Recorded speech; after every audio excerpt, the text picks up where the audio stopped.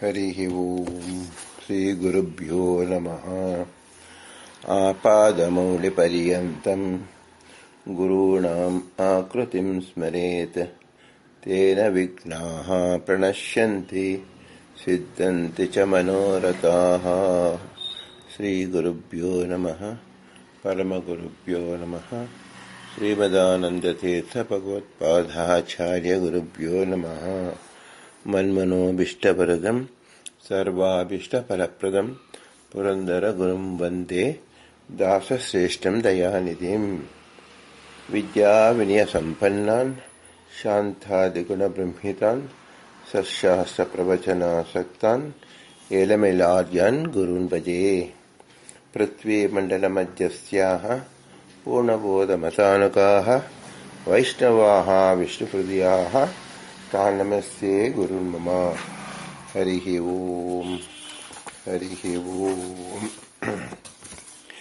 ಅನಂತಕೋಟಿ ಬ್ರಹ್ಮಾಂಡ ನಾಯಕ ರಮಾ ಬ್ರಹ್ಮ ರುದ್ರ ಇಂದ್ರಾದಿವಂದ್ಯ ಭಕ್ತವತ್ಸಲ ಪವರೋಗ ವೈದ್ಯ ಶರಣಾಗತ ವಜ್ರ ಪಂಜರ ಪದ್ಬಾಂಧವನಾಥ ಬಂಧೋ ನಿಮಿತ್ತ ಬಂಧೋ ಪತಿತ ಪಾವನ ಮಹಾರೋಗ ನಿವಾರಣ ಮಹಾದುರಿತ ನಿವಾರಣ ಮಹಾಭಯ ನಿವಾರಣ ಮಹಾಬಂಧ ವಿಮೋಚನ ಭಯವಿನಾಶನ ಕೃಪಾವಾರತಿ ದೇವದೇವೋತ್ತಮ ದೇವಶಿಖಾಮಣಿ ಕಪಟ ನಾಟಕ ಸೂತ್ರಧಾರ ನಿತ್ಯರುಳು ನಿತ್ಯ ಸ್ವಚ್ಛ ಸಂಕಲ್ಪ ಮುಕ್ತ ಮುಕ್ತ ನಿಯಾಮಕ ಮೋಕ್ಷಧರ ಸುವೈಕುಂಠಪದೇ ವೈಕುಂಠ ವಿಹಾರಿ ತ್ರಿಧಾಮ ತ್ರಿಗುಣ ವಿಚಿತ ಜಗಜ್ಜನ್ಮಾದಿ ಕಾರಣ ಜಗತ್ಪತೆ ಜಗದತ್ಯಂತ ಭಿನ್ನ ಜಗದೀಶ ಜಗದುದ್ಧಾರ ಜಗತ್ಸ್ವಾಮಿ ಜಗದ್ವಿಲಕ್ಷಣ ಜಗನ್ನಾಥ ವಿಶ್ವಕುಟುಂಬಿ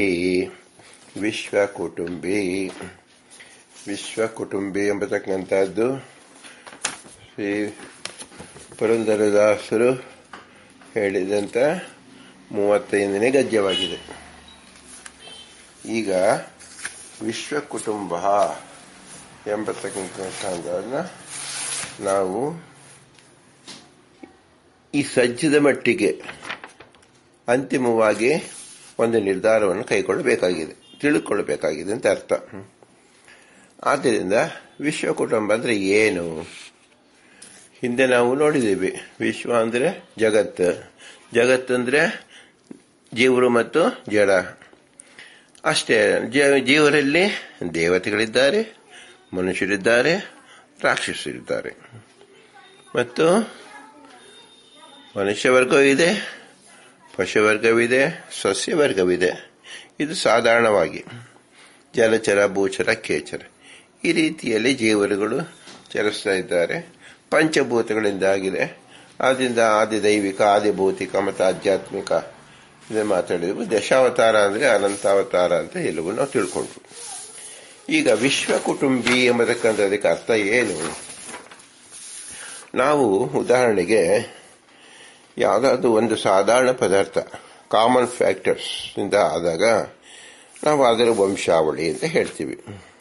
ಈಗ ಸಾಧಾರಣವಾಗಿ ನಾವು ಭೋಜನದ ಪದಾರ್ಥ ತಗೊಂಡಾಗ ಎಲ್ಲವೂ ಸಹಜವಾಗಿ ನೀರಿನಿಂದಲೇ ತಯಾರಾಗತ್ತೆ.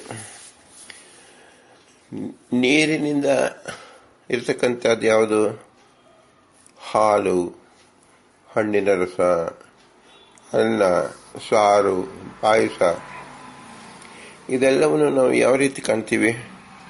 ದ್ರವದಂತೆ ಕಾಣ್ತೀವಿ. ದ್ರವ ಅಂದರೆ ನೀರು. ಇದು ಯಾವುದರಲ್ಲೂ ಸಹ ಹಾಲು ಅಂತ ಹೇಳಿದಾಗ ನೀರಿನ ಭಾಗ ಎಂದೂ ಬದಲಾವಣೆ ಆಗಿರೋದಿಲ್ಲ. ಇದನ್ನು ಗಮನಿಸಿ. ನೀರಿನ ಜೊತೆಯಲ್ಲಿ ಇನ್ನೊಂದು ಗುಣ ಸೇರಿರುತ್ತೆ, ಇನ್ನೊಂದು ಪದಾರ್ಥ ಸೇರಿರುತ್ತೆ. ಆದ್ದರಿಂದ ಅದಕ್ಕೆ ವಿಲಕ್ಷಣವಾದ ಇನ್ನೊಂದು ಹೆಸರು ಬಂತು, ಹಾಲು. ಹಾಗೆ ಹಣ್ಣಿನ ರಸ ಅಂದಾಗ ಹಣ್ಣಿನ ಏನೊಂದು ಸ್ವಾದ ಪದಾರ್ಥ ಇದೆ, ಅದು ನೀರಿನ ಜೊತೆ ಸೇರಿದೆ. ಆದ್ದರಿಂದ ಹಣ್ಣಿನ ರಸ ಅಂತೀವಿ. ಇಲ್ಲಿ ನೀರೇ ಇರೋದು. ಈಗ ಹಣ್ಣಿನ ರಸ ಗೊತ್ತಿಲ್ಲದೆ ಚಿಕ್ಕ ಮಗುವಿಗೆ ನೀರು ಅಂತಲೇ ಕುಡಿಯುತ್ತೆ. ಅದಕ್ಕೆ ಹಣ್ಣಿನ ರಸ ಅಂತಲೇ ಹೆಸರು ಹೇಳೋದಿಲ್ಲ. ನಾವು ತಿಳಿದವರು ಮಾವಿನ ಹಣ್ಣಿನ ರಸ, ಕಿತ್ತಳೆ ಹಣ್ಣಿನ ರಸ, ಅನಾನಸ್ ರಸ, ಬೇರೆ ಬೇರೆ ಈ ರೀತಿಯಲ್ಲಿ 100 ಹಣ್ಣಿನ ರಸವನ್ನು ಹೇಳ್ತೀವಿ. ಒಟ್ಟಿನ ರಸ ಅಂದ್ರೇನು? ಸಾರ ಅಂದ್ರೇನು? ನೀರು ಅಷ್ಟೇ. ಹಾಗೆ ಅನ್ನ, ಯಾವುದೇ ಅನ್ನ ದಪ್ಪಕ್ಕೆ, ಸಣ್ಣಕ್ಕೆ, ಉದ್ದಕ್ಕೆ, ಯಾವುದೇ ಅಕ್ಕಿ, ಕುಸುಬಲಕ್ಕಿ, ಯಾವುದೇ 106 ಥರ ಅಕ್ಕಿಗಳನ್ನ ಬೇಯಿಸಬೇಕು ಅಂದ್ರೆ ಏನು ಬೇಕು? ನೀರು ಬೇಕು. ಸೊ ನೀರು ಭತ್ತದೊಳಗೂ ಇತ್ತು. ಈಗ ಬೆಂದಾಗ ಅದು ವಿಕಸಿತ ಆಯಿತು. ವಿಕಸಿತ ಆದಾಗ ಅದು ಬೆಂತು ಅಂತ ಹೇಳ್ತೀವಿ. ಅಂದ್ರೆ ಏನು? ನೀರಿನ ಅಂಶ ತುಂಬ್ಕೋತು ಅಂತಾನೆ ಅರ್ಥ. ಅಲ್ಲಿ ನೀರು ನೀರಾಗೇ ಉಳಿದಿತು. ಆದರೆ ನೀರಿನ ಸಹಾಯದಿಂದ ಅಲ್ಲಿ ಇದ್ದಿರ್ತಕ್ಕಂಥ ಪರಮಾಣುಗಳು ವಿಕಸಿತವಾದವು. ಇನ್ನು ಸಾರಿಗೆ ಉಪ್ಪು ಹಾಕಿರ್ತೀವಿ, ಹುಡಿ ಹಾಕಿರ್ತೀವಿ, ಕೊತ್ತಂಬರಿ ಸೊಪ್ಪು ಹಾಕಿರ್ತೀವಿ, ಮೆಣಸಿನ ಪುಡಿ ಹಾಕಿರ್ತೀವಿ, ಹಿಂಗು ಹಾಕಿರ್ತೀವಿ. ಇಷ್ಟೆಲ್ಲ ಹಾಕಿದ್ರು ಸಹ ಸಾರು ಅಂದ್ರೆ ಏನು? ನೀರು ಅಂತಾನೆ ಅರ್ಥ. ನೀರು, ಸಾರು ಅಂದ್ರೆ ಏನರ್ಥ? ನೀರಿನ ಸಂಪರ್ಕದಲ್ಲಿ ಇನ್ನು 7 ಪದಾರ್ಥಗಳು ಸೇರಿಕೊಂಡಿರೋದ್ರಿಂದ ಇದಕ್ಕೆ ಸಾರು ಅಂತ ಹೆಸರಿಡ್ತೀವಿ. ಇನ್ನು ಪಾಯಸದಲ್ಲಿ ಹಾಲಿರುತ್ತಪ್ಪ ಅಂದ್ರೆ ಹಾಲು ಅಂದ್ರೆ ನೀರು ಅಂತ ಹಿಂದೆ ಹೇಳಿದ್ದೀವಿ. ಅದ್ರ ಜೊತೆಲಿರೋದು ಪಾಯಸ ಆಯಿತು. ಹೀಗೆ ಉದಾಹರಣೆಗೆ ಕೇವಲ 5 ಮಾತು ತಗೊಂಡಾಗ ಇದು ನಾವು ಏನಂತ ಹೇಳ್ಬೋದು? ನೀರಿನ ಪದಾರ್ಥ. ನೀರಿನ ಪದಾರ್ಥ ಅನ್ನೋದಕ್ಕೆ ಶ್ರೀ ಪುರಂದರದಾಸರು ಏನು ಹೇಳ್ತಿದ್ದಾರೆ? ವಿಶ್ವ ಕುಟುಂಬಿ ಅಂದಾಗ ಈಗ ನೀರಿನ ಕುಟುಂಬ, ಜಲ ಕುಟುಂಬಿ ಅಂತ ಹೇಳ್ಬೋದು. ಯಾಕಂದ್ರೆ ಯಾವುದೇ ಪದಾರ್ಥ ಮಾಡಿದ್ರು ನೀರು ನೀರಾಗಿಯೇ ಉಳಿದಿರುತ್ತೆ. ನೀರಿಲ್ಲದೆ ಯಾವ ಪದಾರ್ಥವೂ ತಯಾರು ಮಾಡುವುದಕ್ಕೆ ಬರುವುದಿಲ್ಲ ಅಂತ ಅರ್ಥ. ನೋಡಿ, ಇಲ್ಲೇ ನಾವು ಭಗವಂತನ ಸಂಬಂಧ ಕಲ್ಪಿಸ್ಕೊಂಡು ಬಿಡಿ. ಭಗವಂತ ನಮ್ಮ ತಾತ ಮುತ್ತಾತನಲ್ಲೂ ಇದ್ದರು. ತಾತ ಮುತ್ತಾತನ ಹುಟ್ಟುವಿಗೆ ಕಾರಣರಾದರು. ಅವರು ಬೆಳಗುವುದಕ್ಕೆ ಕಾರಣರಾದರು. ಸಾವಿಗೂ ಕಾರಣರಾದರು. ನಂತರದಲ್ಲಿ ತಮ್ಮ ಮರಿತಾತ, ನಂತರದಲ್ಲಿ ತಾತ, ತಂದೆ, ನಮಗೆ ಮಕ್ಕಳು, ಮರಿ ಮಕ್ಕಳು. ಹೀಗೆ ನಾವು ಎಷ್ಟು ಸಂಬಂಧ ನಾವು ಹೇಳಿದ್ರೂ ಸಹ ಎಲ್ಲರಲ್ಲೂ ಇರತಕ್ಕಂಥವನು ಯಾರು? ನೀರಿನಂತೆ ಭಗವಂತ. ಅವನ ಹೆಸರೇನು? ವಿಶ್ವ. ಆದ್ರಿಂದ ವಿಶ್ವ ಕುಟುಂಬಿ ಆದ. ಇಲ್ಲಿನ ನೀರಿನ ಕುಟುಂಬ ಅಂತ ಆಯ್ತು. ಯಾವುದಕ್ಕೆ? ಹಾಲು, ಹಣ್ಣಿನ ರಸ, ಅನ್ನ, ನೀರು ಮತ್ತು ಪಾಯಸಕ್ಕೆ. ಇದಕ್ಕೆ ವಾಟರ್ ಫ್ಯಾಮಿಲಿ ಅಂತ ನಾವು ಹೇಳ್ತೀವಿ. ಹಾಗೇನೆ ಎರಡನೇದು ನೀವು ನೋಡಿ, ಇನ್ನು ಕೆಲವು ಆಯಿಲ್ ಫ್ಯಾಮಿಲಿ ಅಂತ ಹೇಳ್ತೀವಿ. ಎಣ್ಣೆಯಿಂದ ಪದಾರ್ಥ ತಯಾರಾಗುತ್ತೆ. ಏನು ಎಣ್ಣೆಯಿಂದ ಮಾಡೋದು? ಏನೇನು ಮಾಡ್ತಪ್ಪ? ಉದ್ದಿನ ವಡೆ, ಕಡುಬು, ಬೋಂಡ, ಬಜ್ಜಿ, ಆಂಬೋಡೆ ಇದೆಲ್ಲ ಮಾಡ್ತಾರೆ. ಇದೆಲ್ಲ ಮಾಡುವಾಗ ನೀರಿನ ಪ್ರಮಾಣ ಕಡಿಮೆ ಇರುತ್ತೆ, ಇಲ್ಲ ಅಂತಿಲ್ಲ. ಆದರೆ ನೀರನ್ನು ಒಣಗಿಸ್ಬಿಟ್ಟು ಅದು ನೀರಿನಲ್ಲಿ ಕುದಿಸೋದು ಸಾಧ್ಯವಿಲ್ಲ, ಎಣ್ಣೆಯಲ್ಲಿ ಕುದಿಸ್ತಾರೆ. ಆ ಎಣ್ಣೆ ಈ ಪದಾರ್ಥವನ್ನು ಬೇರೊಂದು ರುಚಿಗೆ ಕೊಂಡೊಯ್ಯುತ್ತೆ. ಮತ್ತು ಎಣ್ಣೆಯಾಗಿ ಅಲ್ಲಿರುತ್ತೆ. ಎಣ್ಣೆ ತನ್ನ ತನವನ್ನು ಕಳೆದುಕೊಳ್ಳೋದಿಲ್ಲ. ಅದಕ್ಕೋಸ್ಕರ ಇದು ಎಣ್ಣೆ ಪದಾರ್ಥ. ಇದು ಎಣ್ಣೆ ಫ್ಯಾಮಿಲಿ, ಅಂದರೆ ಆಯಿಲ್ ಫ್ಯಾಮಿಲಿ. ಮೊದಲು ವಾಟರ್ ಫ್ಯಾಮಿಲಿ, ಇದು ಆಯಿಲ್ ಫ್ಯಾಮಿಲಿ. ಈ ಆಯಿಲ್ ಫ್ಯಾಮಿಲಿ ಹೇಗೋ ಹಾಗೆ ವಿಶ್ವ ಕುಟುಂಬ ಭಗವಂತ. ಆಯಿಲ್ ಅಂದ್ರೆ ಏನು? ಹೊಂದಿಕೊಂಡದಕ್ಕೆ ಆಯಿಲ್ ಅಂತ ಹೆಸರು. ನಮ್ಮ ಜೊತೆಯಲ್ಲೇ ಭಗವಂತನಿದ್ದಾನೆ. ಯಾಕಿದ್ದಾನೆ? ನಮ್ಮ ಉಳಿವಿಗಾಗಿ ಇದ್ದಾನೆ. ಎಣ್ಣೆ ಯಾಕಿದೆ ಬೋಂಡ ಮತ್ತು ಆಂಬುಡಿಯರಲ್ಲಿ ಅಂದರೆ, ಆ ಎಣ್ಣೆ ಒಣಗೋಗ್ಬಿಡ್ತು ಅಂದರೆ ಆ ಬೋಂಡದ ರುಚಿ ಹೋಗ್ಬಿಡತ್ತೆ. ಆದ್ರಿಂದ ಇದು ಎಣ್ಣೆ ಫ್ಯಾಮಿಲಿ ಅಂತ ಹೇಳಬೇಕು ಅಂದರೆ ಆ ಎಣ್ಣೆಯಲ್ಲಿ ನಿಂತಿರಬೇಕು. ಉದಾಹರಣೆಗಿದಲ್ಲ. ಅದರಂತೆ ಇನ್ನು ಕೆಲವರು ಕೆಂಪು ಮುಖದವರು ಇರ್ತಾರೆ 1000 ಜನ, ಅವರಿಗೆ ರೆಡ್ ಫ್ಯಾಮಿಲಿ. ಕಪ್ಪು ಜನಾಂಗ ಇದ್ದಾಗ ಬ್ಲ್ಯಾಕ್ ಫ್ಯಾಮಿಲಿ ಅಂತ ಹೇಳ್ತೀವಿ. ಇದು ವರ್ಣದಿಂದ ಹೇಳ್ತೀವಿ. ಇದು ಒಂದು ಫ್ಯಾಮಿಲಿನೇ. ಇನ್ನು ಕೆಲವು ಕಸುಬುಗಳಿಂದ ರೈತರ ಫ್ಯಾಮಿಲಿ ಅಂತ ಹೇಳ್ತೀವಿ. ನಮ್ಮ ತಾತನೂ ರೈತ, ನಮ್ಮಪ್ಪ ರೈತ, ನಾನು ರೈತ, ನಮ್ಮ ಮಗ ರೈತ ಅನ್ನೋ ರೀತಿಯಲ್ಲಿ ಇದ್ದಾಗ ಇವರೆಲ್ಲ ರೈತರ ಫ್ಯಾಮಿಲಿ. ಅವ್ರು ಹೆಂಗಸರಾಗಲಿ, ಗಂಡಸರಾಗಲಿ, ಮಕ್ಕಳಾಗಲಿ, ಬರೀ ಸಂಬಂಧಿಕರು ಎಲ್ಲರೂ ರೈತರ ಫ್ಯಾಮಿಲಿ. ಯಾಕೆ? ರೈತಾಪಿ ಎಂಬತಕ್ಕಂಥದ್ದು ಕಸುಬು. ಅದರಿಂದ ನಾವು ಮುಂದುವರಿಸ್ಕೊಂಡು ಹೋಗಿದ್ದೀವಿ. ಹಾಗೆ ವಿಶ್ವ ಕುಟುಂಬಿಯನ್ನು ವಿಶ್ವ ಭಗವಂತ ಎಲ್ಲರಲ್ಲೂ ಇದ್ದಾನೆ ಅನ್ನೋದನ್ನ ಇಲ್ಲಿ ರೈತ ಅನ್ನೋ ಕಸುಬಿನ ರೀತಿಯಲ್ಲಿ ಕ್ರಿಯಾ ವಿಶೇಷವಾಗಿ ಭಗವಂತನ ನೋಡಿ. ಹಾಗೆ ಇನ್ನು ಕೆಲವರು ಪುರೋಹಿತರಿರ್ತಾರೆ. ಅವರ ತಾತ ಮುತ್ತಾತನಿಂದಲೂ ಪುರೋಹಿತರು, ರಾಜಪುರೋಹಿತರು, ಊರಿನ ಪುರೋಹಿತರು, ಈ ರೀತಿಯಲ್ಲಿ ಹೆಸರುವಾಸಿಯಾಗಿರ್ತಾರೆ. ಒಟ್ಟಿಗೆ ಅವರ ಹೆಸರೇನು ಪುರೋಹಿತರು, ಅವರ ನಾಮಧೇಯೇನು ಪುರೋಹಿತರು. ಅವರ ಮಗ ಕರ್ಮದಲ್ಲಿ ಇಲ್ಲದೆ ಹೋಗಲಿ, ಅವರ ಹೆಸರೇನು ಪುರೋಹಿತ. ಪುರೋಹಿತ ಅನ್ನೋದು ಏನಾಯಿತು? ಫ್ಯಾಮಿಲಿ ಆಯಿತು. ಯಾಕೆ ಆಯಿತು? ಪುರೋಹಿತರು ಎಂಬತಕ್ಕಂಥ ತಂತು ಅಂದರೆ ಬ್ಲಡ್ ರಿಲೇಟೆಡ್ ಅಥವಾ ಗುಣ ರಿಲೇಟೆಡ್, ಕ್ಯಾರೆಕ್ಟರ್ ಅಂತ, ಕಸಬು. ಆದ್ದರಿಂದ ನಾವು ಅವನು ಪುರೋಹಿತರ ಫ್ಯಾಮಿಲಿ ಅಂತ ಹೇಳ್ತೀವಿ. ಹಾಗೆ ಭಗವಂತ ಏನು? ವಿಶ್ವ, ಜಗದಾಧಾರ, ಹಿಂದೆ ಹೇಳಿದಂತೆ ಜಗಸ್ವಾಮಿ, ಜಗದುದ್ಧಾರ, ಇದೆಲ್ಲವನ್ನು ನಾವು ಸೇರಿಸ್ಕೊಂಡಾಗ ವಿಶ್ವ ಅನ್ಬತಕ್ಕಂಥ ಏನಾಗುತ್ತೆ? ಹಿಂದೆ ಹೇಳಿರ್ತಕ್ಕಂಥ 8 ಗುಣಗಳನ್ನು ಮ್ಯಾಚ್ ಆಗ್ತಾ ಹೋಗುತ್ತೆ. ಅವನೇ ವಿಶ್ವ. ಆದ್ದರಿಂದ ವಿಶ್ವ ಕುಟುಂಬಿಯಿಂದ ಭಗವಂತ. ಇನ್ನು ಕೆಲವರು ಇರ್ತಾರೆ ಉಪನ್ಯಾಸಕರು, ಅವ್ರ ತಂದೆ ಉಪನ್ಯಾಸಕರು, ಅಣ್ಣ ಉಪನ್ಯಾಸಕರು, ಅವ್ರ ಮನೆಯೇ ಉಪನ್ಯಾಸಕರು. ಉಪನ್ಯಾಸಕರ ಫ್ಯಾಮಿಲಿ, ಇದು ಒಂದು ಕಸುಬಿನಿಂದ ನಾವು ಫ್ಯಾಮಿಲಿನ ಗುರುತಿಸೋ ಬಗೆ. ಇನ್ನು ಕೆಲವರು ಅರ್ಚಕರಿರ್ತಾರೆ. ದೇವಸ್ಥಾನ ಕಟ್ಟಿ 100 ವರ್ಷ ಆಯಿತು, 1000 ವರ್ಷ ಆಯಿತು. 1000 ವರ್ಷದಿಂದಲೂ ಒಂದು ಫ್ಯಾಮಿಲಿಯವರು ಪೂಜೆ ಮಾಡಿಕೊಂಡು ಬರ್ತಾ ಇರ್ತಾರೆ. ಅವರಿಗೆ ಅವರ ಹೆಸರು ಬೇರೆ ಬೇರೆನೇ ಇರುತ್ತೆ. ಆದರೆ ನಾವು ಗುರುತಿಸೋದೇನು? ಅರ್ಚಕರ ಫ್ಯಾಮಿಲಿ. ಯಾಕೆ? ಕಸುಬನ್ನು ಮುಂದಿಟ್ಟುಕೊಂಡು ಅವರು ಜೀವಿಸ್ತಾ ಇದ್ದಾರೆ. ಹಾಗೆ ನಾವು ಜೀವಿಸ್ತಾ ಇರೋದು ಯಾರಿಂದ? ವಿಶ್ವನಿಂದ, ವಿಶ್ವನಾಥನಿಂದ. ಆದ್ದರಿಂದ ನಾವು ವಿಶ್ವ ಕುಟುಂಬಿ. ನಾವು ಅದು ಭಗವಂತ ಕುಟುಂಬದಲ್ಲಿ ಎಲ್ಲ ಜೀವರು ಒಳಗೊಂಡಿದ್ದಾರೆ. ಇದು ನಮಗೆ ಅಸ್ವಾತಂತ್ರ್ಯತೆಯ ಅವನ ಕುಟುಂಬದಲ್ಲಿದ್ದೇವೆ. ನಿಜವಾದ ವಿಶ್ವ ಕುಟುಂಬಿ ಅಂದ್ರೆ ಏನು? ಇದಕ್ಕೆ ಲೀಡರ್ ಯಾರು? ಭಗವಂತ. ಅವನನ್ನು ಹೆಸರು ಪುರಂದರದಾಸರು ವಿಶ್ವ ಕುಟುಂಬಿ ಅಂತ ಕರೆದಿದ್ದಾರೆ. ಇನ್ನು ಕೆಲವರು ಸೇವಾ ರೂಪದಲ್ಲಿರ್ತಾರೆ. ಟ್ರಾನ್ಸ್ಪೋರ್ಟೇಷನ್, ಏರ್, ಟ್ರೈನ್, ಬಸ್, ಅದು 2 ವೀಲರು, ಏನು ಅದರಲ್ಲಿ ಗುಡ್ಸ್ ಟ್ರಾವೆಲ್ ಅಥವಾ ಜನಗಳು ಟ್ರಾವೆಲ್ ಮಾಡೋದು, ಅವರೆಲ್ಲ ಏನು ಹೇಳ್ತೀವಿ?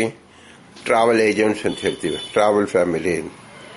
ಹಾಗೇನು ಕೆಲವರು ರಾಜರ ಫ್ಯಾಮಿಲಿ ಅಂತ ಹೇಳ್ತೀವಿ.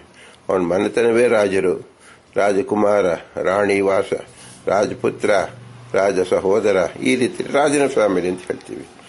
ಹೀಗೆ ನಾವು ಫ್ಯಾಮಿಲಿ ಅಂತ ಹೇಳ್ತಾ ಇದ್ದೀವಲ್ಲ. ವಿಷ್ಣುವನ್ನ ಏನಂತ ಹೇಳಬೇಕು? ವಿಶ್ವಂ ವಿಷ್ಣು ಷಟ್ಕಾರೋ ಭೂತ ಭವ್ಯಭವತ್ ಪ್ರಭು ಅಂತ ಹೇಳಿ ವೇದವ್ಯಾಸರು ವಿಷ್ಣು ಸಹಸ್ರನಾಮದಲ್ಲಿ ವಿಶ್ವ ಅಂತ ಹೇಳಿರೋದ್ರಿಂದ ಇದು ವಿಷ್ಣು ಫ್ಯಾಮಿಲಿ. ಅದೇ ವಿಶ್ವ ಕುಟುಂಬಿ. ಫ್ಯಾಮಿಲಿನೇ ಕುಟುಂಬ, ಕುಟುಂಬ ಅನ್ನೋದು ಫ್ಯಾಮಿಲಿಯೇ ಕುಟುಂಬ. ಆದ್ದರಿಂದ ವಿಶ್ವ ಕುಟುಂಬ ಎಂಬತಕ್ಕಂಥದ್ದನ್ನು ದಾಸರಾಯರು ನಮ್ಮ ಭಾಷೆಯಲ್ಲಿ ವೇದವ್ಯಾಸರ ಅಭಿಪ್ರಾಯವನ್ನು ಮತ್ತು ನಾವು ನೋಡ್ತಕ್ಕಂಥ ಸಮಸ್ತವನ್ನು ಇಲ್ಲಿ ಸಂಕೀರ್ತನ ಮಾಡಿ ಸೇರಿಸಿ ವಿಶ್ವ ಕುಟುಂಬಿ ಅಂತ ಹೇಳಿದ್ದಾರೆ. ಈಗ ನೋಡಿ, ವಿಶ್ವ ಕುಟುಂಬಿ ಅಂತ ನಾವು ಇಷ್ಟೆಲ್ಲ ವಿಚಾರ ಮಾಡುವಾಗ ನೀರು, ಎಣ್ಣೆ, ರಾಜಮನೆತನ ಎಲ್ಲರಲ್ಲೂ ಜೊತೆಗೆ ಅಂಟುಕೊಂಡಿತ್ತು. ಈಗ ನಮ್ಮಲ್ಲಿ ಅಂಟುಕೊಂಡಿರ್ಬೇಕಲ್ಲ ಕದೆ ವಿಶ್ವ ಕುಟುಂಬ ಎಂಬತಕ್ಕಂಥ ಅಂದರೆ ಭಗವಂತ. ಹೌದು, ಈ ಕ್ಷಣದಲ್ಲೂ ಭಗವಂತ ಅವನಿಂದಲೇ ಎಲ್ಲ ಕಾರ್ಯ, ಉಸಿರಾಟವೂ ಅಷ್ಟೇ, ಎಲ್ಲ ಕ್ರಿಯೆಗಳು ಅವನಿಂದಲೇ ನಡೆಯುತ್ತಿದೆ. ಅಷ್ಟು ಅಂತಲ್ಲ, ಎಲ್ಲ ಶಬ್ದಗಳು ಏನಿದೆ ಎಲ್ಲ ಶಬ್ದವೂ ಅವನದೇ. ಕ್ರಿಯಾ ವಿಶೇಷ, ಗುಣವಿಶೇಷ, ಶಬ್ದ ವಿಶೇಷ ಎಲ್ಲವೂ ಭಗವಂತನದೇ. ಅವನದು ಸ್ವತಂತ್ರತೆಯ ಇದೆ. ನಾವು ಅಸ್ವತಂತ್ರತೆಯ ನಮ್ಮ ವ್ಯವಹಾರಕ್ಕಾಗಿ ಅದನ್ನೇ ಬಳಸಿಕೊಂಡಿದ್ದೇವೆ. ಅದಕ್ಕೆ ಭಗವಂತ ಅನುಮತಿ ಕೊಟ್ಟಿದ್ದಾನೆ. ಯಾಕೆ ಕೊಟ್ಟಿದ್ದಾನೆ? ಈ ಮೂಲಕ ಅದು ನನ್ನನ್ನು ತಿಳಿಯಿರಿ ಅಂತ ಅರ್ಥ. ನಾವು ನನ್ನನ್ನು ತಿಳಿಯಿರಿ ಎಂಬುದನ್ನು ಬಿಟ್ಟುಬಿಟ್ಟೆವು, ವ್ಯವಹಾರಕ್ಕೆ ಮಾತ್ರ ಶಬ್ದಗಳು ಬಳಸ್ಕೊಳ್ತಾ ಇದ್ದೀವಿ. ಇದನ್ನು ಎಚ್ಚರ ಮಾಡಬೇಕಾಗಿರೋದ್ರಿಂದ ಪುರಂದರದಾಸರು ನಮ್ಮ ಲೆವೆಲ್ಗೆ ಹಿಡಿದು ವಿಶ್ವ ಕುಟುಂಬಿ, ಭಗವಂತನ ಹೆಸರು, ವಿಶ್ವ ಕುಟುಂಬಿ ಭಗವಂತನ ಗುಣ, ವಿಶ್ವ ಕುಟುಂಬಿ ಭಗವಂತನ ಕ್ರಿಯಾ ವಿಶೇಷ ಅಂತ ತೋರಿಸ್ಕೊಟ್ಟಿದ್ದಾರೆ. ಈಗ ಭಗವಂತ ವಿಶ್ವ ಕುಟುಂಬಿ ಅಂತ ಎಷ್ಟು ಹೇಳಿದ್ರು ನಮಗೆ ಕನ್ವಿನ್ಸ್ ಆಗ್ತಾ ಇಲ್ಲ ಅಂತ ಜನಗಳು ಹೇಳ್ತಾರೆ. ಯಾಕೆ? ನಮ್ಗೆ ಎದುರು ತೋರಿಸ್ತಾರೆ ಅಂದರೆ ನಮ್ಮ ಸಂಬಂಧ ಇವನು, ನಾವು ಅದೇ ನಮ್ಮ ಅಣ್ಣ ತಮ್ಮ ನಮ್ಮ ಫ್ಯಾಮಿಲಿ ಅಂತ ತೋರಿಸ್ತೀವಿ. ಹಾಗೆ ಭಗವಂತನ ತೋರಿಸಿ. ಆಗ ನಾವು ಅವನ ಕುಟುಂಬಿ ನಾವು ಅಥವಾ ನಮ್ಮ ಕುಟುಂಬದಲ್ಲಿ ಅವನಿದ್ದಾನೆ, ಅವನ ಕುಟುಂಬ ನಾವು ಇದ್ದೀವಿ ಅಂತ ಏನೋ ಒಪ್ಕೋಬಹುದು ಅಂತ ಹೇಳಿದ್ರೆ, ಅದಕ್ಕೆ ಶಾಸ್ತ್ರ ಹೇಳ್ತಾ ಇದೆ, ಯಾವ ಪ್ರಮೇಯ ಅಂದರೆ ಯಾವ ಒಂದು ಅರ್ಥ ಅನುಸಂಧಾನ ಮಾಡಿಕೊಳ್ಬೇಕು ಅಂದರೆ ಅದು ಯಾವ ಕಾಲಕ್ಕೆ ಸಂಬಂಧಪಟ್ಟಿದೆ, ಯಾವ ದೇಶಕ್ಕೆ ಸಂಬಂಧಪಟ್ಟಿದೆ ಮತ್ತು ನನ್ನ ಯೋಗ್ಯತೆ ಏನು, ಆ ವಿಷಯದ ಯೋಗ್ಯತೆ ಏನು ಅನ್ನೋದನ್ನ ತಿಳ್ಕೋಬೇಕು. ಉದಾಹರಣೆಗೆ ಆಕಾಶ ಇಲ್ಲದೆ ತಂದುಕೊಟ್ರೆ ನನ್ನ ಕೈಯಲ್ಲಿ ಇಟ್ಕೋತೀನಿ ಅಂದರೆ ಹುಚ್ಚ ಅಂತ. ಯಾಕಂದರೆ ಆಕಾಶನ ಕೈಯಲ್ಲೂ ಇದೆ, ಮನೆಯಲ್ಲೂ ಇದೆ, ನಮ್ಮ ಕಿಸೆಯಲ್ಲೂ ಇದೆ, ತಲೆಯಲ್ಲೂ ಇದೆ. ಅನಂತ ಆಕಾಶವಾಗಿ ಸ್ಪೇಸ್ ಅಂದರೆ ಹೊರಗಡೆನೂ ಪರಿಸರದಲ್ಲೂ ಇದೆ. ಕೈಯಲ್ಲಿ ಮಾತ್ರ ಇದೆ ಅಂದರೆ ಅದು ಮೂರ್ಖತನದ ಮಾತು. ಕೈಲಿ ಇಲ್ಲ ಅಂತಲ್ಲ, ಇದೆ. ಅದು ಅಷ್ಟು ಇದೆಯೇನು? ಇಲ್ಲ. ಹಾಗೆ ಭಗವಂತ ಎಲ್ಲೂ ಇದ್ದಾನೆ, ಇಲ್ಲ ಅಂತಿಲ್ಲ. ಇಲ್ಲವೇನು? ಇಲ್ಲ. ಹೌದು. ಏಕೆ ನಿಮ್ಗಿನ್ನು ಜ್ಞಾನ ಬಂದಿಲ್ವಲ್ಲ, ಅದರ ಅರಿವೇ ಬಂದಿಲ್ಲದೆ ಇರೋದ್ರಿಂದ ಭಗವಂತ ಕಂಡಿಲ್ಲ, ಕಾಣಿಸಿಕೊಂಡಿಲ್ಲ. ಆದ್ದರಿಂದ ಅಂದ್ರೆ ಏನರ್ಥ? ಭಗವಂತ ಪ್ರತ್ಯಕ್ಷಕ್ಕೆ ಯೋಗ್ಯವಾಗಿದ್ರೆ ಪ್ರತ್ಯಕ್ಷವೇ 100% ಪ್ರಮಾಣವಾಗತ್ತೆ. ತಂದು ತೋರಿಸಿ. ಕಳ್ಳನ ಹಿಡ್ಕೊಂಡ್ಬಂದಾಗ ಪ್ರೆಸೆಂಟ್ ಮಾಡಿಂದ ಕೋರ್ಟ್ ಹೇಳಿದಾಗ ಕಳ್ಳನ ಕರ್ಕೊಂಡ್ಬರ್ತಾರೆ. ಕಳ್ಳ ಮೃತರಾಗಿದ್ರೆ ಏನ್ ಮಾಡ್ತಾರೆ? ಕೈಗೆ ಸಿಗ್ತಾನೇನು? ಹೊರಟಾಗಿದ್ದಾನೆ. ಆಗೇನು ಮಾಡಬೇಕು? ದಾಖಲೆ ತೋರಿಸ್ಬೇಕು. ಹಾಗೆ ಭಗವಂತ ಅದೃಶ್ಯನಾಗಿ ಅವ್ಯಕ್ತನಾಗಿ ಇರೋದ್ರಿಂದ ಪ್ರತ್ಯಕ್ಷದಿಂದ ಭಗವಂತನ ತೋರಿಸೋಕೆ ಸಾಧ್ಯವಿಲ್ಲ. ಹಾಗಾದರೆ ಅನುಮಾನ ಮಾಡ್ತೀವಿ. ಯಾರು ನಾವು ಕಾಡಕ್ಕೆ ಬರಲು ಅವನು ಇಲ್ಲವೇ ಇಲ್ಲ ಅಂತ ಹೇಳಿದ್ರೆ ನಾವು 1000 ಅನುಮಾನಗಳನ್ನ ಈ ರೀತಿ ಮಾಡಬಹುದು. 1000 ಅನುಮಾನ ಮಾಡಿದ್ರೆ 1001ನೇ ಅನುಮಾನ ಅದಕ್ಕೆ ವಿರುದ್ಧವಾಗಿ ನಿಲ್ಲುತ್ತೆ. ಅಂದರೆ ಅರ್ಥ ಏನು? ಯಾವ ಪಂಡಿತನಾಗಲಿ ಅಪಂಡಿತನಾಗಲಿ ಯಾರೇ ಆಗಲಿ ಎಷ್ಟೇ ಅನುಮಾನವನ್ನು ಮಾಡಿದರೂ ಅದರ ಮುಂದಿನ ಅನುಮಾನದಿಂದ ಹಿಂದಿನ ಅನುಮಾನವು ಕೈ ಕಟ್ಟಿ ಕುಳಿತುಕೊಳ್ಬೇಕಾಗತ್ತೆ. ಅದು ಏನು ನಿರ್ಧಾರ ಮಾಡೋಕ್ಕೆ ಸಾಧ್ಯವಿಲ್ಲ. ಕೇವಲ ಅನುಮಾನದಿಂದ ನಿರ್ಧಾರ ಎಂಬತಕ್ಕಂಥದ್ದು ಸಾಧ್ಯವೇ ಇಲ್ಲ. ಆದ್ದರಿಂದ ಉಳಿದಿರುವುದು ಯಾವುದು? ಆಗಮ ಅಂದರೆ ಶಾಸ್ತ್ರ. ಭಗವಂತ ಯಾವುದರ ಫ್ಯಾಮಿಲಿ? ಶಾಸ್ತ್ರದ ಫ್ಯಾಮಿಲಿ, ವೇದದ ಫ್ಯಾಮಿಲಿ, ಶಬ್ದದ ಫ್ಯಾಮಿಲಿ. ಇದನ್ನು ನಾವು ತಿಳ್ಕೋಬೇಕು. ನಾವು ನೀರಿನ ಫ್ಯಾಮಿಲಿ, ವಾಟರ್ ಫ್ಯಾಮಿಲಿ, ರಾಜ ಫ್ಯಾಮಿಲಿ ಇದೆಲ್ಲ ಹೇಳಿದ್ದೇನು ನಮ್ಮ ಸಮಕಾಲೀನದ್ದು. ಅದು ಅನಾದಿ ನಿತ್ಯವಾದದ್ದು ಯಾವುದು? ವೇದದ ಫ್ಯಾಮಿಲಿ, ಶಬ್ದದ ಫ್ಯಾಮಿಲಿ, ಶಾಸ್ತ್ರದ ಫ್ಯಾಮಿಲಿ. ಈ ತಿಳ್ಕೋಬೇಕು. ಆದ್ದರಿಂದ ಇಲ್ಲಿ ಪ್ರಾಮಾಣ್ಯ ಆಗಬೇಕು ಅಂದರೆ ಯಾವ ಒಂದು ಪದಾರ್ಥದಿಂದ ಉಪಯೋಗಿಸ್ಕೋಬೇಕು? 100% ಆಗಮವನ್ನೇ ಉಪಯೋಗಿಸಿಕೊಳ್ಳಬೇಕು, ಶಾಸ್ತ್ರವನ್ನೇ ಉಪಯೋಗಿಸಿಕೊಳ್ಳಬೇಕು. ಪ್ರತ್ಯಕ್ಷವು 0, ಅನುಮಾನವು 0. ಈಗ ನಾವೆಲ್ಲ ಮಾತಾಡೋದು ಅನುಮಾನದಿಂದ ಮಾತಾಡ್ತೀವಿ. ಅದು ಶುಷ್ಕ ತರ್ಕ ಅಂತಾಗಿ ಏನೂ ಒಂದು ಪರಿಣಾಮವನ್ನು ಬೀರುವುದಿಲ್ಲ, ಫಲಿತಾಂಶವು ತೋರುವುದಿಲ್ಲ. ಪ್ರತ್ಯಕ್ಷ ಅಂದರೆ ನಮ್ಮ ಯೋಗ್ಯತೆಯೇ ಇಲ್ಲ. ಪ್ರತ್ಯಕ್ಷ ಅಂದ್ರೇನು? ಸಾಕ್ಷಿ ಶಡಿಂದ್ರೆ ಭೇದ ಅಂತ ಹೇಳಿ. ಕಣ್ಣಿಗೆ ಕಾಣತಕ್ಕಂಥದ್ದಲ್ಲ, ಮೂಗಿಗೆ ವಾಸನೆ ನೋಡುವಂಥದ್ದಲ್ಲ, ಕಿವಿಗೆ ಕೇಳುವಂಥದ್ದಲ್ಲ, ರುಚಿಗೆ ಅಂತದಲ್ಲ, ಸ್ಪರ್ಶ ಅಂತಲ್ಲ, ಮನಸ್ಸಿಗೆ ಹಿಡಿಯದಂತಲ್ಲ. ಆದ್ರಿಂದ ಪ್ರತ್ಯಕ್ಷ ವಸ್ತು ಅಲ್ಲ ಭಗವಂತ. ಇದನ್ನ ಶಾಸ್ತ್ರದಲ್ಲಿ ಸದಾಗಮೇಕ ವೇದ್ಯತ್ವಂ, ಸದಾಗಮೇಕ ಅಂತ ಹೇಳಿ ಆಗಮದಿಂದಲೇ ತಿಳಿಯಬೇಕು ಅಂತ ಹೇಳಿ ಶಾಸ್ತ್ರ ಹೇಳಲ್ಪಟ್ಟಿದೆ. ಈಗ ನಮ್ಮ ಸಂಬಂಧವನ್ನು ನಾವು ಹೇಗೆ ತಿಳ್ಕೊತೀವಿ? ನಾವು ಬದುಕಿದ್ದಾಗ, ಅದು ಇದ್ದಾಗ ನನ್ನ ಸಂಬಂಧ ಅಂತ ಹೇಳ್ಬೋದು. ನನ್ನ ಹುಟ್ಟಿನ ಮೊದಲೇ ಇದ್ದಾಗ ನನ್ನ ಸಂಬಂಧ ಅಂದ್ರೆ ಇನ್ನೊಬ್ಬರು ಹೇಳಿದ್ದನ್ನು ಕೇಳ್ಕೊಂಡಿರ್ಬೇಕು. ನಾನು ಸತ್ತ ಮೇಲೆ ನನ್ನ ಸಂಬಂಧ ಅಂತ ಹೇಳಕ್ಕೆ ನಾನೇ ಇರುವುದಿಲ್ಲ. ಆದ್ದರಿಂದ ನಮ್ಮ ಸಂಬಂಧ ಅನ್ನೋದು ಎಲ್ಲಿದೆ? ನಮ್ಮ ಸಂಬಂಧ ಕೇವಲ ಪ್ರತ್ಯಕ್ಷ ಮಾತ್ರ. ಅನುಮಾನದಿಂದ ಬೇರೆಯವರು ತಿಳಿಯಬಹುದು. ನಾವು ಸತ್ತ ಮೇಲೆ ನಾವೇನು ತಿಳಿತೀವಿ? ನಾವು ಇನ್ನೊಂದು ಸಂಬಂಧದಲ್ಲಿ ಇರ್ತೀವಿ. ಮತ್ತೆ ನಾವು ಹುಟ್ಟಕ್ಕಿಂತ ಮುಂಚೆ ಹೇಳಿದ್ದು ತಂದೆ ತಾಯಿ ಅಣ್ಣ ತಮ್ಮ ಯಾರು ಹೇಳಿದ್ರು ಅದನ್ನು ಕೇಳಬೇಕು. ಕೇಳಲಿಲ್ಲ, ಇಲ್ಲಪ್ಪ ನಾನು ಒಪ್ಪುವುದಿಲ್ಲ ಅಂದರೆ ಅದು ಏನಾಗುತ್ತೆ? ಅಶಾಸ್ತ್ರೀಯವಾಗುತ್ತೆ. ನಮ್ಮ ತಾತ ಹಾಕಿದ ಹುಣಸೆ ಮರ ಇದು ಅಂತ ಹೇಳಿದಾಗ ನಾವು ಹುಣಸೆ ಹಣ್ಣನ್ನು ತಿನ್ನಕ್ಕೆ ಬರುತ್ತೆ. ಆದರೆ ಹಾಕಿದ್ದನ್ನು ನಾವು ಎಲ್ಲರೂ ನೋಡ್ತಾ ಇದ್ದೀವಿ. ಇಲ್ಲ ನಮ್ಮಪ್ಪ ಹಾಕಿಲ್ಲ ಅಂದರೆ ನಾವು ಏನಂತ ಹಾಕ್ತೀವಿ? ನಮಗೆ ಬುದ್ಧಿ ಇಲ್ಲದವರು ಅಂತ ಆಗತ್ತೆ. ಹಾಗೆ ಭಗವಂತ ಜಗದ್ವೃಕ್ಷ.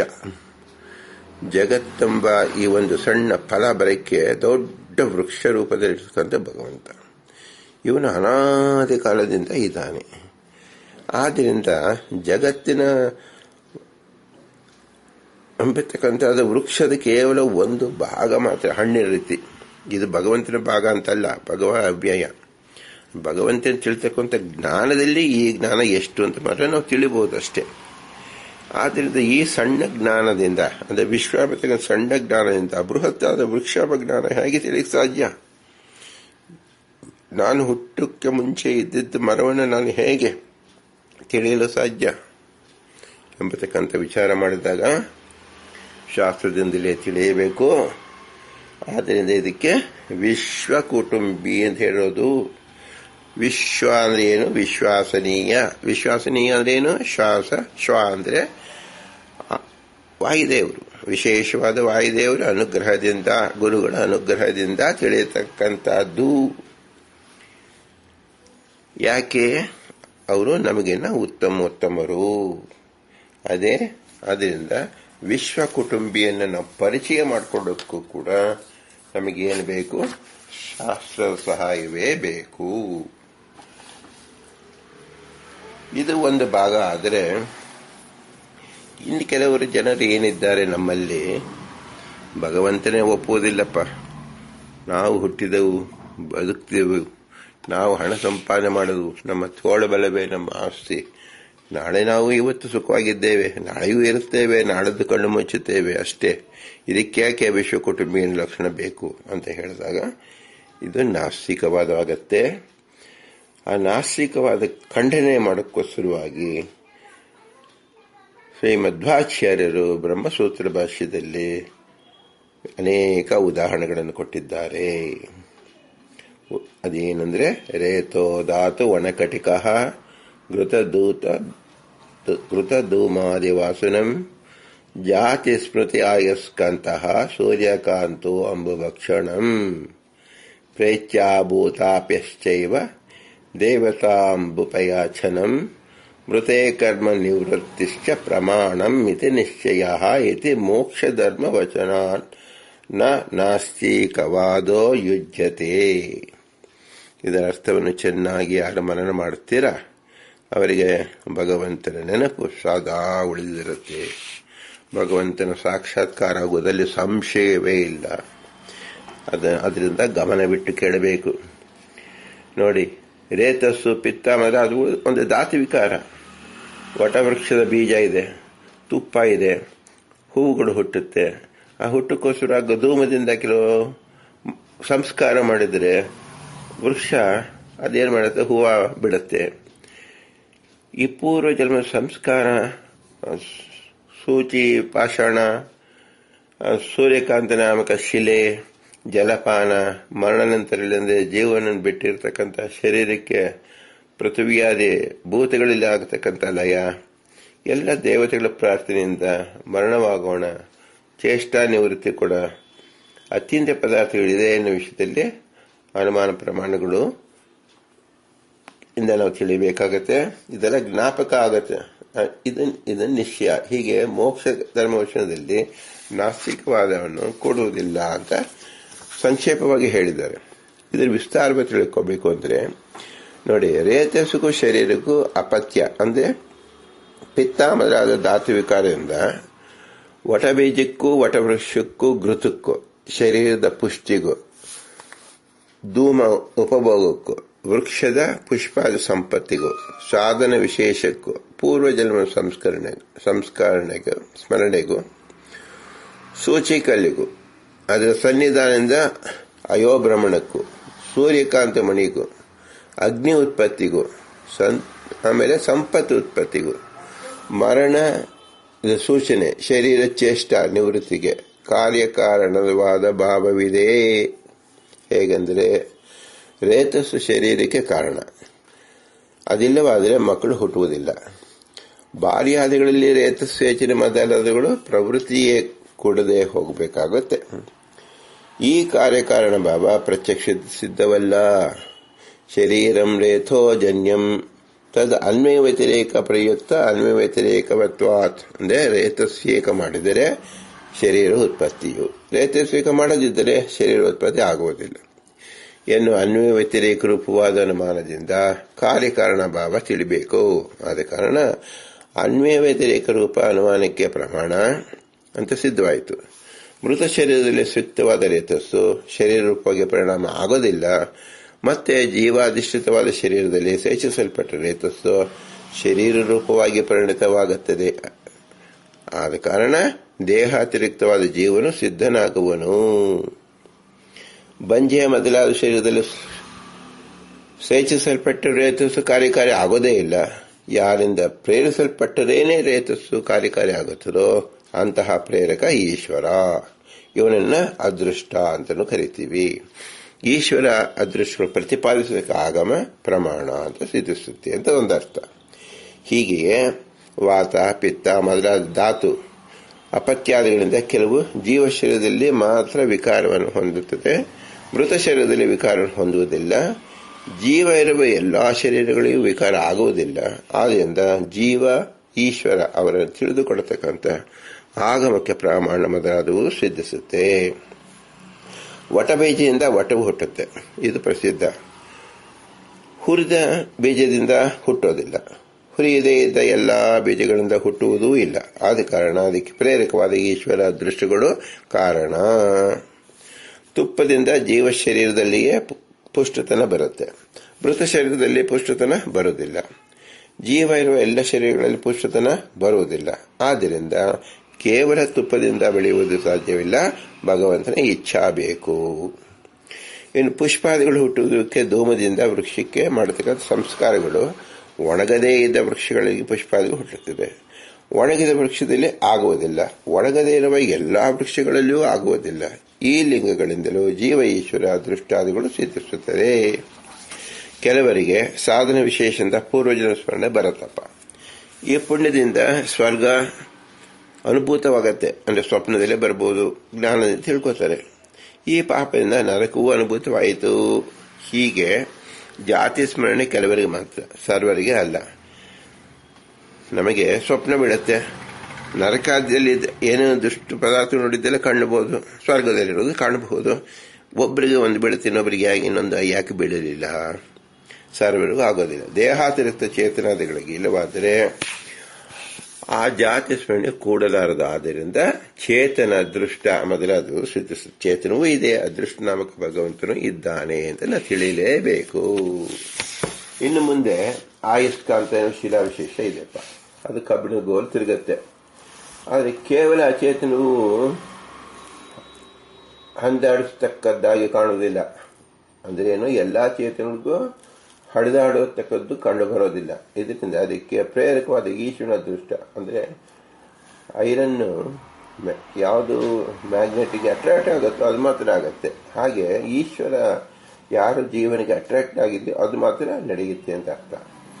ಸೂರ್ಯಕಾಂತ ಎನ್ನುವ ಶಿಲಾವಿಶೇಷದಿಂದ ಅಗ್ನಿ ಹುಟ್ಟುತ್ತೆ, ಅಚೇತನಕ್ಕಿಂತ ಶಕ್ತಿ ಕೊಡೋದಿಲ್ಲ. ಆದ್ದರಿಂದ ಅದಕ್ಕೆ ಪ್ರೇರಕವಾದ ಈಶ್ವರನ ಅದೃಷ್ಟ ಮೊದಲಾದವು ಸೂಚಿಸುತ್ತೆ. ನೀರನ್ನು ಕುಡಿಯೋಣದಿಂದ ಜೀವ ಶರೀರದಲ್ಲಿಯೇ ತೃಷಿ ನಿವೃತ್ತಿ ಆಗುತ್ತಪ್ಪ. ಆ ಕುಡಿದ ನೀರು ಮೃತ ಶರೀರದ ಪರಿಣಾಮ ಆಗೋದೇ ಇಲ್ಲ. ಹಾಗೆ ಪಾತ್ರಾಂತದಲ್ಲಿ ಇಟ್ಟಿದ್ದರೂ ಕೂಡ ಪರಿಣಾಮ ಆಗೋದಿಲ್ಲ. ಜೀವ ಇವರ ಎಲ್ಲ ಶರೀರಗಳಲ್ಲಿಯೂ ಪರಿಣಾಮ ಆಗುವುದಿಲ್ಲ. ಆದ್ದರಿಂದ ಜೀವ ಮತ್ತು ಈಶ್ವರಾದಿಗಳು ಸಿದ್ಧಿಸುವುದು. ಜೀವ ಬೇರೆ, ಈಶ್ವರ ಬೇರೆ. ಈಶ್ವರ ಅನುಗ್ರಹ ಇದ್ರೆ ಮಾತ್ರ ಈ ಕಾರ್ಯ ಕಾರಣ ಆಗತ್ತೆ, ಇಲ್ಲದ್ರೆ ಇಲ್ಲ ಅಂತ ಅರ್ಥ. ಇನ್ನು ಮರಣದಿಂದ ದೇಹ ಪೃಥ್ವಿ ಮೊದಲಾದ 5 ಭೂತಗಳಲ್ಲಿ ಸೇರುತ್ತೆ. ಜೀವ ಇರುವಾಗ ಸೇರುವುದಿಲ್ಲ. ಯಾಕೆ ಸೇರಲ್ಲ ಹೇಳಿ? ಸ್ವೇಚ್ಛೆಯಿಂದಲೂ ಸೇರುವುದಿಲ್ಲ. ನನಗೆ ಸೇರಬೇಕು, ಕೈ ಹೋಗಿ ಸೇರ್ಕೊಳ್ಳಿ ಆಗುತ್ತೇನೋ. ಆದುದರಿಂದ ಅದಕ್ಕೆ ನಿಯಾಮಕನಾದ ಈಶ್ವರ ಅದೃಷ್ಟ ಮೊದಲಾಗಿ ಸಿದ್ಧಿಸುತ್ತೆ. ಇನ್ನು ದೇವತೆಗಳ ಪ್ರಾರ್ಥನೆಯಿಂದ ಕೆಲವರಿಗೆ ಮಾತ್ರ ಸಂಪತ್ತು ಉಂಟಾಗತ್ತೆ, ಅದು ಕೂಡ ಜೀವನ ಅದೃಷ್ಟದಿಂದ ಆಗತ್ತೆ. ನಿರ್ಜೀವ ಶರೀರದಲ್ಲಿ ಚೇಷ್ಟೆ ಇರುವುದಿಲ್ಲ, ಅಂದ್ರೆ ಕ್ಷಣದಲ್ಲಿ ಇರುವುದಿಲ್ಲ. ಜೀವ ಇರುವಾಗ ಚೇಷ್ಟ ನಿವೃತ್ತಿ ಆಗುವುದಿಲ್ಲ, ಸ್ವೇಚ್ಛೆಯಿಂದಲೂ ಅಲ್ಲ. ಆದ್ದರಿಂದ ಜೀವ ಈಶ್ವರ ಅದೃಷ್ಟ ಮೊದಲಾದರೂ ಸಿದ್ಧಿಸುತ್ತೆ. ಹೀಗೆ ಇತರ ದೃಷ್ಟಾಂತಗಳಿಂದಲೂ ಅದೃಷ್ಟಗಳಾದ ಜೀವ ಮತ್ತು ಈಶ್ವರ ಮೊದಲಾದವುಗಳನ್ನು ಊಹಿಸಿಕೊಳ್ಳಬೇಕು. ಎಷ್ಟು ಬೇಕಾದ್ರೂ ನಾವು ನೋಡ್ಕೋಬಹುದು. ಹೀಗೆ ಇದು ಮಹಾಭಾರತ ವಾಕ್ಯದಲ್ಲಿ ಜ್ಞಾನ ಸಾಧನೆಯಿಂದ ಮಾನವಾದ ಜೀವ ಮತ್ತು ಈಶ್ವರ ಆಗಮ ಅದೃಷ್ಟಾದಿಗಳು ಸಿದ್ಧಿಸುವುದರಿಂದ ನಾಸ್ತಿಕವಾದವು ಪರಲೋಕವಿಲ್ಲ, ಧರ್ಮವಿಲ್ಲ, ಅಧರ್ಮವಿಲ್ಲ ಅಂತ ಬುದ್ಧಿಪೂರ್ವಕವಾಗಿ ಹೇಳುವುದೇ ಅಂತದ್ದು ಏನಿದೆ, ಧರ್ಮಾದಿಗಳಲ್ಲಿ ಯಾರಿಗೆ ಇಷ್ಟವೇ ಇಲ್ಲವೋ, ಅದು ಬುದ್ಧಿಪೂರ್ವಕವಾಗಿ ಯಾರು ಆಸ್ತಿಕರಾಗಿಲ್ಲವೋ, ನಾಸ್ತಿಕವಾದ ಹೇಳ್ತಾರೋ ಅದು ಕೂಡುವುದಿಲ್ಲ ಅಂತ ಹೇಳಿ ಇಷ್ಟು ಉದಾಹರಣೆಗಳನ್ನು ತೋರಿಸಿದ್ದಾರೆ. ಈ ಉದಾಹರಣೆಗಳನ್ನ ನಾವು ಶೀಘ್ರವಾಗಿ ನೋಡಿಕೊಂಡ್ರೂ ಸಹ ಕೇವಲ ಅದನ್ನ ಬೋಧಕವಾಗಿ ಇಟ್ಕೊಡಬಾರದು, ನಾವು ಅನುಸಂಧಾನಕ್ಕೆ ತಂದುಕೊಡ್ಬೇಕು. ಹಾಗಾದರೆ ಭಗವಂತನೇ ವಿಶ್ವಕುಟುಂಬಿ, ನಾಸ್ತಿಕರ ಎಲ್ಲ ಆಸ್ತಿಕರಾಗಿದ್ದೇವೆ ಅಂತ ಹೇಳಿದಾಗ ಅವರ ಮನಸ್ಸಲ್ಲಿ ಏನು ಬರಬೇಕು? ಯಚ್ಚಾನುಕೂಲಮೇತಸ್ಯ ತಶಾಸ್ತ್ರಂ ಪ್ರಕೀರ್ತಿತಂ ಅಥವಾ ಅನ್ಯ ಗ್ರಂಥ ವಿಸ್ತಾರೋ ನೈವ ಶಾಸ್ತ್ರಂ ಕುವರ್ತಂ ತದತಿ ಸ್ಕಾಂದೆ. ಸ್ಕಾಂದ ಪುರಾಣದಲ್ಲಿ ಶ್ರೀ ವೇದವ್ಯಾಸದೇವರು ಹೇಳುತ್ತಾರೆ, ಶಾಸ್ತ್ರ ಅಂದ್ರೆ ಋಗಾದಿ 4 ವೇದಗಳು, ಋಗ್ಯಜು ಅಥರ್ವಸ್ವ ಭಾರತಂ ಪಂಚರಾತ್ರಕಂ, ಮಹಾಭಾರತ ಮತ್ತು ಪಂಚರಾತ್ರ, ಮೂಲ ರಾಮಾಯಣ, ಇದಕ್ಕೆ ಶಾಸ್ತ್ರ ಎಂದ ಹೆಸರು. ಇದಕ್ಕೆ ಅನುಕೂಲವಾದದ್ದು ಏನೇ ಮಾತಾಡಿದ್ರು, ಏನೇ ಪ್ರತ್ಯಕ್ಷದಲ್ಲಿ ಇದ್ರು, ಯಾವುದೇ ಆಗಮ ಅಂತ ತಿಳಿದ್ರು ಅದು ಕೂಡ ಸಹ ಶಾಸ್ತ್ರ ಅಂತ ಹೆಸರು. ಈ ಶಾಸ್ತ್ರದಲ್ಲಿ ಆಸ್ತಿಕವಾದವೇ ಇದೆ. ಆಸ್ತಿಕವಾದದಲ್ಲಿ ಭಗವಂತ ಅಂದರೆ ವಿಷ್ಣುವನೇ ಜಗಜ್ಜನ್ಮಾದಿ ಕರ್ತೃತ್ವ ಅಂತ ಹೇಳಿದೆ. ಸೃಷ್ಟಿ ಸ್ಥಿತಿ ಲಯ ಜ್ಞಾನ ಬಂದ ಮೋಕ್ಷ ಅವನಿಂದಲೇ ಆಗತ್ತೆ ಅಂತ ಹೇಳಿದ್ದಾರೆ. ಅದರ ಆಗುವಿಕೆಯಿಂದ ಇವನ ಲಕ್ಷಣವನ್ನು ನಾವು ಏನಂತ ತಿಳ್ಕೋಬೇಕು? ವಿಶ್ವಕುಟುಂಬಿ, ಶಾಸ್ತ್ರಯೋನಿತ್ವ ಎಂಬತಕ್ಕಂಥ ನಾವು ತಿಳಿಯಬೇಕು. ಸಾಂಖ್ಯ ಯೋಗ ಪಾಶುಪತ ವೇದಾರಣ್ಯ ಕಮೇವಚ ಇತ್ತಾರೆಂಬ ವೇದ ಪಂಚರಾತ್ರಿಯೋ ಐಕ್ಯಾಭಿಪ್ರಾಯಗಳ ಪಂಚರಾತ್ರಿ ಶಿವ ಪ್ರಾಮಾಣ್ಯ ಮುಕ್ತಿ ಇತರೇಶಾಂ ಭಿನ್ನಮತತ್ವ ಪ್ರದರ್ಶ ಮೋಕ್ಷಧರ್ಮೇಶ್ವಪಿ. ಮೋಕ್ಷ ಧರ್ಮದಲ್ಲೂ ಸಹ ಇದೇ ಅಭಿಪ್ರಾಯ ಹೇಳಿದ್ದಾರೆ. ಬೇರೆ ಬೇರೆ ಪ್ರಮಾಣದಲ್ಲಿ ಬೇರೆ ಬೇರೆ ಶಾಸ್ತ್ರದಲ್ಲಿ ಶಿವನೇ ಸರ್ವೋತ್ತಮ, ಬ್ರಹ್ಮ ಸರ್ವೋತ್ತಮ ಅಥವಾ ಶಕ್ತಿ ಮುಖ್ಯ ಎಂಬತಕ್ಕಂಥದ್ದು ಏನು ಹೇಳಿದ್ದಾರೆ ಅದೆಲ್ಲವೂ ಮೋಹಕವಾಗಿ ಬರೆದಿದ್ದಾರೆ. ಮತ್ತು ಆ ಎಲ್ಲ ಶಕ್ತಿ ಮತವಾಗಲಿ, ಬ್ರಹ್ಮ ಉನ್ನತವನ್ನು ಹೇಳ್ತಕ್ಕಂಥದ್ದಾಗಲಿ ಅಥವಾ ಈಶ್ವರ ಉನ್ನತವನ್ನು ಹೇಳ್ತಕ್ಕಂಥದ್ದೇ ಆಗಲಿ, ಅದು ಎಲ್ಲ ಹೆಸರುಗಳು ಭಗವಂತನದೇ, ವಿಷ್ಣುವಿನೇ ನಾಮಗಳು. ಇನ್ನು ಒಂದು ಕಟ್ಟಕಡೆಗೆ ನಾವು ತಿಳಿಯಬೇಕಾದೇನೆಂದರೆ, ಎಲ್ಲ ಪುರಾಣಗಳಲ್ಲಿ ವಿಷ್ಣು ಸರ್ವೋತ್ತಮತ್ವ ಅನ್ನೋದು ಪೂರ್ಣವಾಗಿ ಹೇಳಲ್ಪಟ್ಟಿದೆ. ಕೆಲವು ವಿಷ್ಣು ಎಂಬ ಶಬ್ದಕ್ಕೆ ಬದಲಾಗಿ ಇತರ ಶಬ್ದಗಳನ್ನು ಹೇಳಿದ್ದಾರೆ. ಆ ಇತರ ಶಬ್ದಗಳು ಸಹ ವಿಷ್ಣುವಿನ ನಾಮಧೇಯವೇ ಎಂದು ತಿಳ್ಕೊಂಡು ಬಿಡಬೇಕು. ಒಂದು. ಇನ್ನು ಕದಾಚಿತ್ ನಿಮಗೆ ಇಲ್ಲಪ್ಪ, ಆ ಹೆಸರುಗಳಿಂದ ನಾವು ಬೇರೆಯವನ್ನೇ ಸೂಚಿಸ್ತೀವಿ, ಬೇರೆಯವನ್ನೇ ನೋಡ್ತೀವಿ, ಬೇರೆ ವ್ಯಕ್ತಿಗಳು ನಮಗೆ ಕಾಣಿಸ್ತಾ ಇದ್ದಾರೆ ಅಂತ ಹೇಳಿದ್ರೆ, ಯಾವ ಪುರಾಣದಲ್ಲಿ ನೋಡಿದ್ರು, ಯಾರ ಮಾತನ್ನು ನೋಡಿದ್ರು ಸಹ ವಿಷ್ಣುವಿಗೆ ಅಗೌರವ ತರುವಂತೆ ಹೇಳಿಲ್ಲ. ಶಿವ ಹೌದು ಅವನು ಉತ್ತಮ ಅಂತ ಹೇಳಿರ್ಬೋದು, ಅಲ್ಲಿ ವಿಷ್ಣು ಉತ್ತಮನಲ್ಲ ಅಂತ ಹೇಳಿಲ್ಲ. ಶಕ್ತಿ ಉತ್ತಮ ಅಂತ ಹೇಳಿರ್ಬೋದು, ವಿಷ್ಣು ಉತ್ತಮಳಲ್ಲ ಅಂತ ಹೇಳಿಲ್ಲ. ಬ್ರಹ್ಮದೇವರಾದದ್ದು. ಇದರಿಂದ ಏನು ತಿಳಿಸ್ಕೊಟ್ಟಾಗ ಬಂತು?